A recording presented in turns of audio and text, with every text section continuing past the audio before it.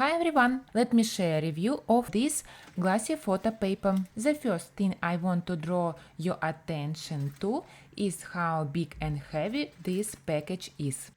It comes with 150 sheets, so you get a lot of paper for the price. I make custom paper craft and I use this glossy photo paper regularly for my craft projects.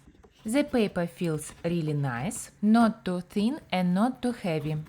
I also love the glossy finish. It gives my projects a clean and professional look. Let me show some examples. I printed these butterfly cutouts and the colors turn out so bright and crisp. The ink dried well, nothing smeared, and the color quality is excellent. If you print cutouts, party decoration or other paper crafts, I definitely recommend this glossy photo paper. I think it's a great value for the money, especially considering the quality and how many sheets you get in one pack. I think you will really like this paper.